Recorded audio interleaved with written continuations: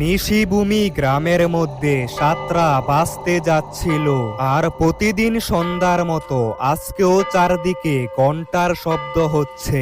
এই ঘন্টার শব্দ হওয়ার সাথে সাথে গ্রামের লোকেরা তাদের বাড়িতে চলে যায়। আর ঠিক সাতটা বাজার কিছুক্ষণ আগে গ্রামের পুলিশ সবাইকে সতর্ক করছিল, সাতটা বাজতে চলেছে, সাতটা বাজতে চলেছে, সবাই যার যার বাড়ির দিকে যাওয়া শুরু করুন। আরে ঘন্টার শব্দ হচ্ছে, তার মানে কিছুক্ষণের মধ্যেই সাতটা বেজে যাবে, আর আমাকে সাতটা বাজার আগেই বাড়িতে যেতে হবে। বন্ধুদের সাথে খেলা করতে করতে কখন যে এত রাত হয়ে গেল বুঝতেই পারিনি। সাতটা বাজলেই ওরা চলে আসবে। ওরা যদি আমাকে দেখে ফেলে তাহলে ওরা আমার মাকেও মেরে ফেলেছে। তারপর এই ছেলেটি সাতটা বাজার আগেই তার বাড়ির ভিতরে চলে যায়, কারণ তারা বাড়ির ভিতরে আসতে পারে না। তনয়, তুমি এতক্ষণ কোথায় ছিলে? তুমি জানো না সাতটা বাজলে ওরা চলে আসে? বাবা, আমি বন্ধুদের সাথে খেলা করছিলাম, তাই এত দেরি হয়ে গেছে। ঠিক আছে, তবে সাতটা বাজার আগেই বাড়ির দরজা জানালা সবকিছু বন্ধ করে দাও। হ্যাঁ, আমি সবকিছু বন্ধ করে দিচ্ছি, কিন্তু ওরা কি জানালা দিয়েও ভিতরে আসতে পারে? আরে সাতটা বেজে গেছে, ওরা আসার আগে তাড়াতাড়ি সবকিছু বন্ধ করো। তারপর রাহুলের কথা মতো তার ছেলে দরজা বন্ধ করে দেয়, কিন্তু সে যখনই জানালা বন্ধ করতে যায় তখন এরকম কিছু একটা দেখে। তনয়ে বাবা, এই দেখো আমি এসে পড়েছি, তাড়াতাড়ি দরজা খোলো, সাতটা তো বেজে গেছে। আরে মা, তুমি? কিন্তু তুমি তো মরে গিয়েছিলে।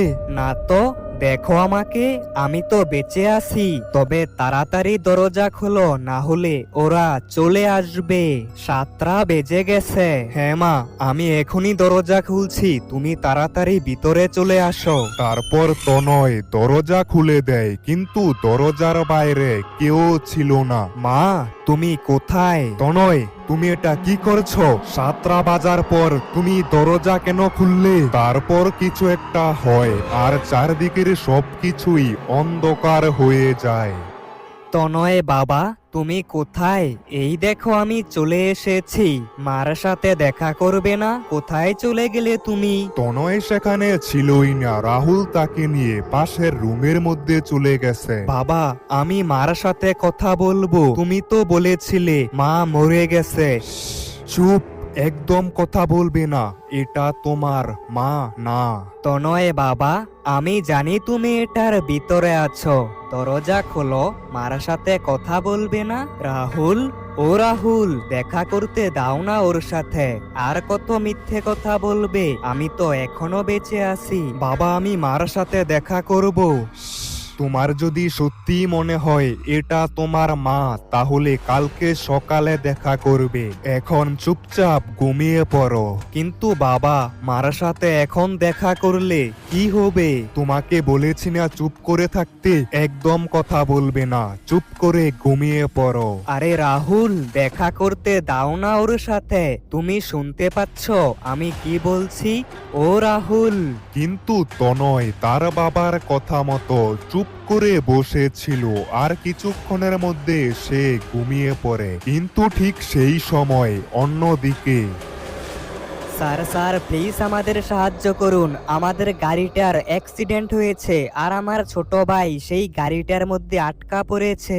আরে তুমি এটা কি বলছো? তাহলে তো আমাদেরকে এক্ষুনি যেতে হবে। কিন্তু স্যার, এখন কি পুলিশ স্টেশনের বাইরে যাওয়া ঠিক হবে? আরে তুমি কি বুঝতে পারছো না, কতগুলো লোক বিপদে পড়েছে, আমাদেরকে যেতে হবে, তাদেরকে সাহায্য করতে হবে।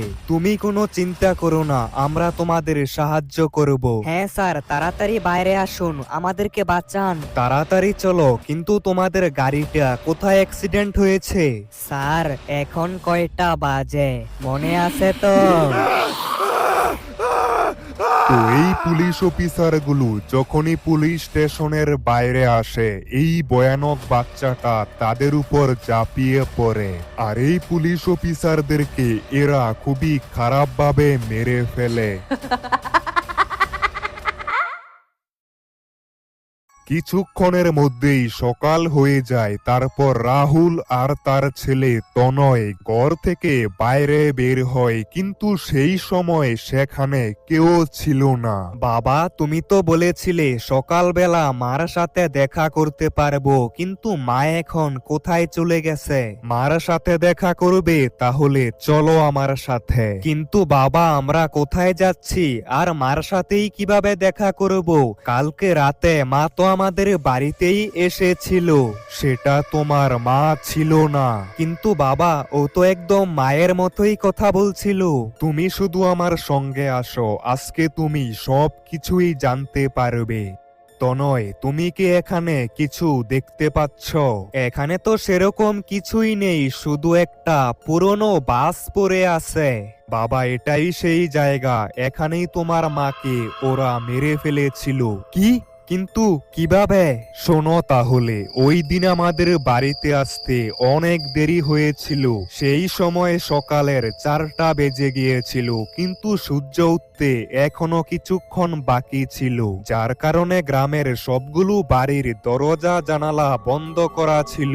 আর আমাদের বাড়িটাও সেই জায়গা থেকে অনেক দূরে ছিল, তাই আমাদের জঙ্গলে লুকিয়ে থাকা ছাড়া আর কোনো উপায় ছিল না। তারপর আমি আর তোমার মা একটা জোপের মধ্যে লুকিয়ে পড়ি, কিন্তু তখন হঠাৎ করে তোমার মা আমাকে বলে, রাহুল, ওরা আমাদেরকে দেখে ফেলেছে, আমাদেরকে অন্য কোথাও গিয়ে লুকিয়ে পড়তে হবে। কিন্তু এখন আমরা কোথায় লুকাবো? আশেপাশে কি কোনো লুকানোর জায়গা দেখতে পাচ্ছ? আশেপাশে তো সেরকম কিছু দেখতে পাচ্ছি না, তবে একটু দূরে একটা পুরনো বাস পড়ে আছে। আমরা সেই বাসটার মধ্যে গিয়ে লুকাতে পারি, সেখানে তারা আমাদেরকে দেখতে পাবে না। হ্যাঁ, চলো তাহলে সেখানেই যাই। তারপর আমি তো সেই বাসের মধ্যে উঠে পড়ি, কিন্তু তোমার মা কারুর সঙ্গে কথা বলছিল। আন্টি আন্টি, আমি এই গ্রামের মধ্যে হারিয়ে গিয়েছি, আমার বাড়ি এখান থেকে অনেক দূরে, কিন্তু তুমি এখানে কিভাবে এলে? আর তোমার মা বাবা কোথায়? আন্টি, আমাকে সাহায্য করো, ওরা চলে আসলে আমাকে মেরে ফেলবে। তুমি ভয় পেও না, আমরা এই বাসের মধ্যে লুকিয়ে পড়বো, এখানে তারা আমাদেরকে দেখতে পাবে না। সত্যি আন্টি? কিন্তু আমি তো তোমাকে দেখতে পেয়ে গেছি। আমি তোমার মাকে বাঁচানোর জন্য অনেক চেষ্টা করেছিলাম, কিন্তু সেই সময় অনেক দেরি হয়ে গিয়েছিল। বাসের দরজাটা লক হয়ে গিয়েছিল, আর তুমি তো জানো আমি চোখে দেখতে পাইনি। আমি অনেক চেষ্টা করেও বাসের দরজাটা খুলতে পারিনি, আর ততক্ষণে ওরা বাসের দরজার সামনে চলে এসেছিল। হ্যালো আঙ্কেল, বাইরে আসুন না, আমাদের সাথে খেলা করুন আঙ্কেল। ওরা সারা রাত সেখানেই দাঁড়িয়েছিল, কিন্তু সকাল হওয়ার সাথে সাথে তারা ওই জায়গা থেকে চলে যায়। তবে তোমার মাকে আর কোথাও খুঁজে পাইনি। কিছুক্ষণ পর রাহুল বাড়িতে চলে যায়, কিন্তু তার ছেলে তনয় গ্রামের মধ্যেই ঘোরাঘুরি করতে থাকে, কারণ দিনের বেলা কোনো বিপদ নেই। কালকে রাতে আমি যাকে দেখেছিলাম সেটা আমার মা ছিল না। একবার দিদির দোকান থেকে ঘুরে আসি। 7টা বাজতে চলেছে, 7টা বাজতে চলেছে, তাড়াতাড়ি সবাই যার যার বাড়িতে চলে যান, আর দরজা জানালা সবকিছু বন্ধ করুন। 7টা বাজতে চলেছে, 7টা বাজতে চলেছে। আরে ঘন্টা পড়ছে, চল চল সবাই বাড়িতে যা, এখন দোকান বন্ধ করা হবে। আরে দিদি, তুইও না এই সবে বিশ্বাস করিস? তাহলে ওই দিন রাহুলের স্ত্রীকে তো ওরা মেরে ফেলেছিল, কিন্তু রাহুলকে কেন মারতে পারেনি? দেখ আকাশ, তোর সাথে এই বিষয়ে কথা বলার সময় আমার কাছে নেই। আমি এখন দোকান বন্ধ করব, তোর জন্য এটাই ভালো হবে। 7টা বাজার আগে বাড়িতে চলে যা, রাস্তার মধ্যে ওই শয়তানরা চলে আসলে তখন কিন্তু আমি আর দোকান খুলবো না। হ্যাঁ হ্যাঁ, যাচ্ছি। তোকে তো জ্ঞান দিতে হবে চলবে না, তুই দোকান বন্ধ কর। কি রে, তুই কি শুনতে পাসনি? দোকান বন্ধ করব, তাড়াতাড়ি বাড়িতে যা। হ্যাঁ দিদি, আমি এখনই বাড়িতে চলে যাচ্ছি, তুমি দোকান বন্ধ করে দাও, আমি বাড়িতে যাচ্ছি। তারপর তনয় দিদির দোকান থেকে বের হয়ে যায়, কিন্তু তার মনে একটা প্রশ্ন ছিল। আরে আকাশ ভাইয়া তো ঠিকই বলেছে, ওই দিন ওরা আমার মাকে তো মেরে ফেলেছে, কিন্তু আমার বাবার কিছু করতে পারেনি কেন? আমাকে এই বিষয়টা জানতে হবে, আকাশ ভাইয়ার সাথে এই ব্যাপারে কথা বলতে হবে। আরে আকাশ ভাইয়া, ও আকাশ ভাইয়া, একটু দাঁড়াও, তোমার সাথে কিছু কথা আছে। তোর আবার কি হলো? 7টা বাজার আগে, তাড়াতাড়ি বল, কি বলবি? না মানে, ওই যে তুমি দিদির দোকানে বললে না ওই দিন ওরা আমার মাকে তো মেরে ফেলেছিল, কিন্তু আমার বাবাকে মারতে পারেনি, সেই দিন কি হয়েছিল? শোন তাহলে সেই দিন কি হয়েছিল। সেই দিন রাতের বেলা সবকিছুই আমার চোখের সামনেই হয়েছে। ওই শয়তানগুলো তোর মাকে খুবই খারাপভাবে মেরে ফেলেছিল, আর তোর বাবা ছিল বাসের ভিতরে, কিন্তু ওই শয়তানগুলো কোনো একটা কারণে বাসের ভিতরে যেতে পারছিল না। আকাশ ওই দিনের সব ঘটনা তনয়কে খুলে বলছিল, কিন্তু সেই সময় 7টা বেজে যায়, আর 7টা বেজে গেলেই ওরা চলে আসে। আরে আরে, 7টা বেজে গেছে, এখন আমার বাড়িতে চল। না না আকাশ ভাইয়া, আমি আমার বাড়িতে চলে যাব, তুমি কোনো চিন্তা করো না। আরে পাগল নাকি তুই? রাস্তার মধ্যে ওরা তোকে ছিঁড়ে ছিঁড়ে খাবে। 7টা বাজার সাথে সাথেই তারা দুইজনে আকাশের বাড়িতে চলে আসে। আকাশ ভাইয়া, এখন বলো সেই দিন রাতে কি হয়েছিল? তোর তো দেখছি এই ব্যাপারে খুবই জানার ইচ্ছা, শোন তাহলে সেই দিন কি হয়েছিল। হ্যাঁ আকাশ ভাইয়া, ওরা বাসের ভিতরে কেন যেতে পারছিল না? সকালের সূর্য ওঠার আগ পর্যন্ত ওরা বাসের সামনেই দাঁড়িয়েছিল, কিন্তু কোনো একটা কারণে ওরা সেই বাসের ভিতরে যেতে আকাশ, পারছিল ও না। আকাশ। আরে এই আওয়াজটা তো একদমই আমার মায়ের মতো। আরে এটা তোর মায়ের গলা না রে, তোর মা এসেছে আমাদের বাড়িতে। আকাশ, দরজা খোল, তোর সাথে অনেক কথা রয়েছে। আরে আজকে হঠাৎ করে তুই আমার বাড়িতে কেন এলি? আমি তো প্রতিদিনই তোর বাড়িতে আসি, কিন্তু তুই তো দরজা বন্ধ করে রাখিস। এখন দরজা খোল, আজকে অনেক কথা বলবো। হ্যাঁ, তুই একটু দাঁড়া, আমি এখনই দরজা খুলে দিচ্ছি। আরে আকাশ ভাইয়া, এটা আমার মা না, ভুল করেও দরজা খুলো না। আরে তুই শুধু দেখতে থাক এখন কি হয়। কিরে, কি হলো? দরজা তো খুলে দিয়েছি, ভিতরে চলে আয়। আরে এটা কি হচ্ছে? মা তো ভিতরে আসতে পারছে না। আরে আকাশ, তুইও না, তুই নিজেই তো বাইরে চলে আসতে পারিস, বাইরে চলে আয়। কিন্তু কোনো একটা কারণে এই আত্মাগুলো ভিতরে যেতে পারছিল না। আরে 7টা বেজে গেছে, এখনো তো তনয় বাড়িতে আসেনি, রাস্তার মধ্যে আবার কোনো বিপদ হয়নি তো? তাড়াতাড়ি গ্রামের সবাইকে ফোন করতে হবে। হ্যালো আকাশ, আমার ছেলেকে কোথাও কি দেখতে পেয়েছো?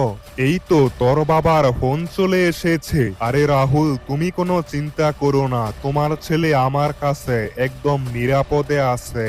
আরে আকাশ ভাইয়া, এরা বাড়ির ভিতরে আসতে পারছে না কেন? আরে তনয়, মার সাথে দেখা করবে না? বাইরে আসো, মার সাথে কথা বলো। এরা যতই চেষ্টা করুক আমার বাড়ির ভিতরে আসতে পারবে না, কারণ আমার বাড়িতে এখন মোমবাতি জ্বলছে। সেই দিন রাতে এই শয়তানগুলো তোর মাকে তো মেরে ফেলেছিল, কিন্তু তোর বাপকে মারতে পারেনি কেন? এটা দেখার জন্য পরদিন সকালবেলা আমি বাসের ভিতরে গিয়ে দেখতে পাই কতগুলো মোমবাতি জ্বলছিল। এই মোমবাতির আগুনের কারণেই ওরা সেই দিন বাসের ভিতরে আর আজকে আমার বাড়িতে আসতে পারবে না। আর হ্যাঁ বন্ধুরা, এরপর কি হলো এটা জানতে চাইলে এই ভিডিওতে 5000 লাইক কমপ্লিট করো আর কমেন্টে লিখো পার্ট 2 দেখতে চাই, তাহলে খুব তাড়াতাড়ি এর পার্ট 2 চলে আসবে।